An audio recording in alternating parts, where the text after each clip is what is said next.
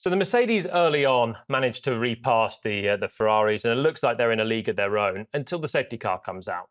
And this seems to really hurt George Russell, as he has no tyre warm-up on the restart, and he actually gets repassed by Hamilton and then by Charles Leclerc as well. So we're into another quirk of the new rules, and this is the balance between harvesting energy in the battery, getting it topped up for the restart, and warming your tyres. And speaking to a lot of the drivers, they're saying, well, actually, the tyres are almost secondary now, because if you start a lap, a restart, a race start with nothing in the battery because you've spent so much energy warming and getting the tyres into the right window, the tyres and the brakes, if you've got no battery, you are dead meat anyway. And that's what happened to quite a few at the start of the Australian Grand Prix. There is a recharge limit to how much you can get. So you'd think at low speed, you keep braking, you keep part throttle, you can just keep recharging. But actually, it's 9 megajoules of recharge allowed. And once you've spent a load of that by trying to warm the brakes, by being more aggressive on the throttle, you then don't have more of an allowance to get the battery topped up.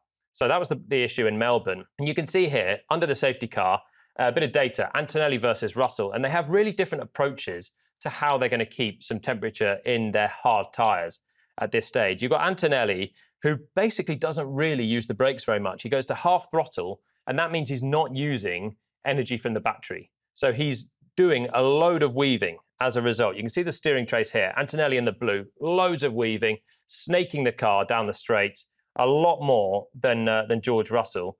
And that's his way of putting energy through the tyres. It goes a lot more to the fronts, and it's a little bit more risky on the rears, but that's Antonelli doing his work. Russell, meanwhile, has a lot more accelerating and braking events, which is more old school and traditionally would be the better way to warm up your tyres. You heat the brakes heat the tyres, and you put energy through them anyway, longitudinally rather than laterally. So you can see George much more aggressive on the throttle here, going full throttle, whereas Kimi's just sort of holding it around 50%. Long story short, looked like Antonelli's version was better. He managed to fire up the tyres a little bit better than Russell. Russell then had to be a little bit careful as well later on in the lap that he didn't cook the battery, use too much, and end up as a sitting duck to the Ferraris. And that meant, ironically, he had no tyres when it started. So the hard tyres hadn't fired up. And Antonelli as well had a little bit of a buffer with Colapinto and Ocon between himself and his teammate and Lewis Hamilton. So that allowed Antonelli a bit more of a reprieve, and George Russell fell down to 4th with that. And he stays there for the moment, but Russell is deep, and Lewis Hamilton's up at place. George Russell's quest to win this Grand Prix just got harder. Okay, the big Ferrari duel then. And this is where we're going to see eventually George Russell come through, but let's diagnose what's going on here between these Ferraris, because they have been putting on quite a show for us through the first couple of weekends. I've loved the way that both Lewis and Charles have been driving. Super aggressive, but ultimately on the limit of clean and fair, respectable between the two. So hats off to them. It starts on lap 24. Lewis looking after his tyres at this stage. You can see how close you've got Charles and you've got George Russell behind. When you're within a second, you get a little bit more energy deployment. It's called overtake in 2026. And it allows you basically to have more deployment for longer down the back straight. So this is where it kicks in for Charles, with a bit of a slipstream as well. He has to do it on the brakes, dives to the inside and takes the place of Lewis. That's second place at this stage. The problem is, when you now use your battery down the back straight, you use that overtake, you become vulnerable. So this is what we've seen sort of yo-yo racing, where someone makes the move, but then they've used the battery, and now if someone else, if the driver that's been overtaken has been able to harvest that a little bit more, they can just come straight back. So in this particular occasion, you've got Charles now trying to harvest desperately on this run to the final turn, because then we've got another run up to turn 1, which is longer, and it's a chance for Hamilton and possibly Russell to repass. So look at Leclerc. The rear light starts blinking, and he's basically harvesting up towards the final turn. So you had Russell getting on the radio saying, "What's Charles doing? He's backing up Lewis and me."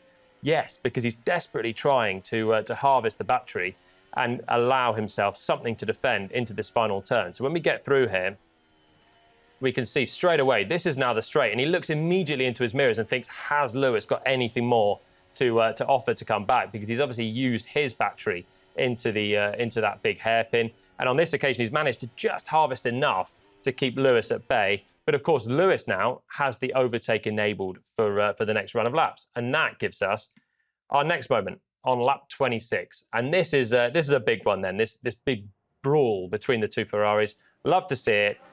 In the hairpin, Charles doesn't defend particularly hard this time. Lewis comes through, and that's back up into second position. But the overtake then goes to Charles, and you can see here the overtake marker board at the final turn, OT. So that's where if you're behind there, it's like DRS in years gone by, but you get it for the whole lap, a little bit more energy that you can harvest and thus deploy. So we get Charles coming back in towards turn 1, and he sweeps around the outside. And this is just fantastic racing between the two Ferraris, but at the cost of loads of battery through the lap. So you got them fighting it out, really keen to assert a little bit of authority in the team early on. They obviously realised they got a good chance this year. You got Lewis now coming down the inside again at turn 6, and all the while they're fighting, they're using battery. And you've got George Russell sitting behind, just watching this with the popcorn out, thinking, OK, I'm going to wait my chance, and it'll come to him. So we got harvesting through 7. But all the while now, Hamilton's thinking, maybe I'll do a little bit more. And then Leclerc's thinking, maybe I'll do a little bit more. And they're sort of teasing each other to use their batteries against each other through this middle sector where it's the best place to harvest. It's difficult to overtake, and you're off throttle for longer. All in all, it means that Russell now attacks in towards turn 11. We come through turns 12 and 13, and the Ferraris have been going at it so hard with each other that they've now got nothing left to defend from Russell. So they've been just working against each other too much that after 11 laps of Russell sitting there, finally, because the Ferraris have been racing so competitively with each other, George manages to just breeze past Lewis Hamilton, and he's not far away from clearing Charles Leclerc as well at that moment. What it looks like from Russell here should be Lewis on the attack, but of course Charles has the overtake because he was behind at the start of the last lap, so there's a benefit for him. And it's just simply the easiest pass that George will have for a podium position. And it's not long either before he manages to clear Charles. And if you're Lewis here, you're thinking, please, I need a little bit more juice. I want to go and take second place. Unfortunately, he doesn't have that overtake, which means Charles has a chance to top up the battery more down this back straight. And boof, there goes George. Nothing that Lewis can do because he's basically used all of his ammo in the middle sector. Absolutely mad. It was such a tough battle. It was just so hard out there. It was great fun, like dicing with the cars. I wish that we had a good start, and then I just kept losing the lead. It's really hard to hold the Mercedes off. It was impossible actually. They were just so quick on the straight. So we really got to step up so we can. I think the car is good enough. We just need more power on the straights. Now, to illustrate this, the driving differences make such a big difference to the deployment around the lap. So almost the best driver right now can be the most efficient driver. It's not necessarily about going really quick through the corners. It's about going very efficiently through the corners and keeping your speed up. But then that gives you payback on the straight. So this was Charles Leclerc in SQ3 on Friday afternoon versus Lewis Hamilton. And Charles was really surprised that he lost 4/10 on the back straight here. He had a big load of harvesting, the ramp down from the power unit as he'd used more battery around the rest of the lap. And it's frustrating from a driver's point of view because you're thinking, I'm on a great lap, I'm pushing away, I'm finding a bit more right at the end, the soft tyres are working, and then you just run out of juice on the back straight. But there's reasons for it, and the minutiae of how you're driving makes a difference as you go around the lap. So for Charles here, the difference really was his throttle application in a few key areas where he's kind of trying to find a bit more pace, but it's inefficient in terms of battery usage. We have areas like this between turns 2 and 3, where you can see in the red, Charles is just more aggressive getting to the throttle than Lewis.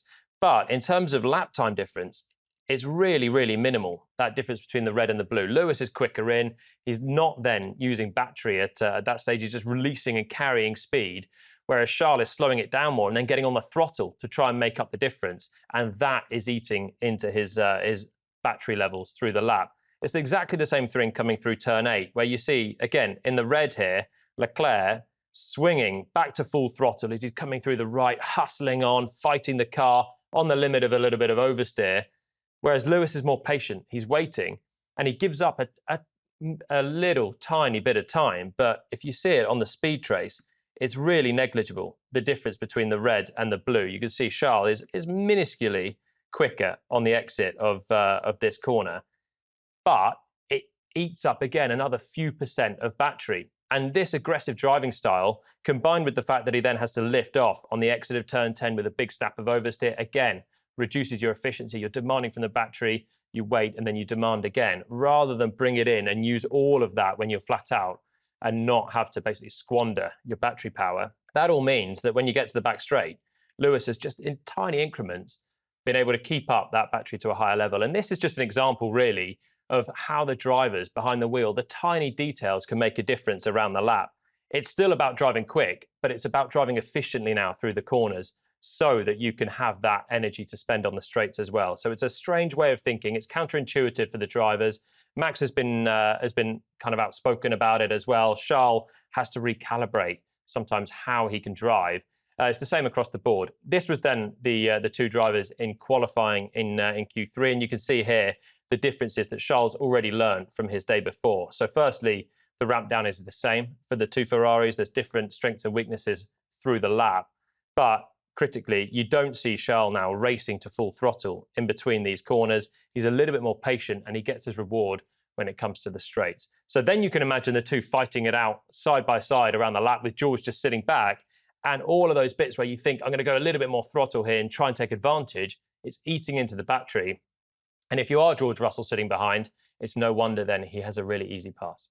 A little bit disappointed to lose out on the podium, but on the other side, I'm happy for Lewis, and I think he deserves it more than I do on a weekend like this, where he's been more on top of things than me, and just have been stronger since FP1 to now. So, but it was a very nice race. I mean, I enjoyed the fights.